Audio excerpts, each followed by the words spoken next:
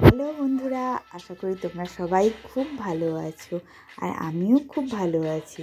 আর আজকে কিন্তু একটা নতুন ইনফরমেটিভ ভিডিও নিয়ে আমি চলে এসেছি। এই যে এই মেশিনটা দেখছো, এটা কিন্তু একদম কম্পিউটারাইজ মেশিন। এইখানে কিন্তু ডিজাইন সেট করা হয়।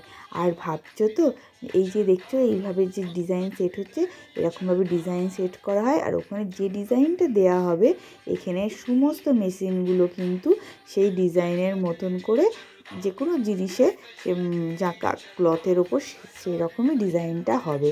আমি প্রথমবার এই মেশিনটা আমি দেখলাম। আর দেখা মাত্রই আমি ভাবলাম যে এটা তোমাদের সাথে শেয়ার করি। তোমাদের হয়তো যদি কারোর কোনো কাজে লাগে বা অ্যাজ ইউজুয়াল এমনি ভালো লাগা থেকেও তোমরা কিন্তু এটা দেখতে পারো। এই যে এখানে সব সুতোগুলো দেখছো, সুতোর রিল, যে কালারের সুতো দিয়ে ডিজাইনটা হবে সেই সুতোগুলো আগে থেকে এই মেশিনে পরিয়ে দেওয়া হয়। এখানে যেগুলো দেখছো ইয়েলো ইয়েলো বক্স, এগুলো কিন্তু প্রতিটা আলাদা আলাদা এক একটা মেশিন।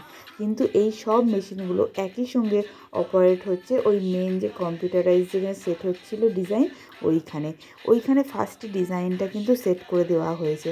তারপর এখানে সুন্দরভাবে একদম নিখুঁতভাবে বারিকি সে সেই ওয়ার্কগুলো কিন্তু হয়ে যাচ্ছে।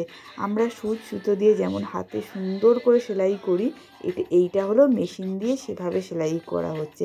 এই জন্যেই বোধহয় আমাদের যেখানে হাতের সেলাইয়ের যেখানে দাম হয়, যে জামা কাপড়ের দাম ধরো 2000 টাকা হয়, সেখানে মেশিন ওয়ার্কের এই এমব্রয়ডারিং সেম কাজের দাম এত হাফ দামে আমরা পেয়ে যাই।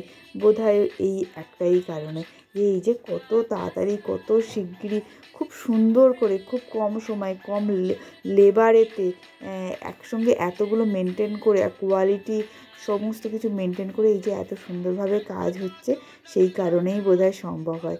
এরকম মোটিভেশন বা ইনফরমেটিভ ভিডিও যদি তোমাদের ভালো লেগে থাকে, তবে অবশ্যই আমার চ্যানেলটাকে সাবস্ক্রাইব করে নিও। আর ভালো লাগলে কিন্তু একটা লাইক দিয়ে দিও। আজকের জন্য এইটুকু, টাটা।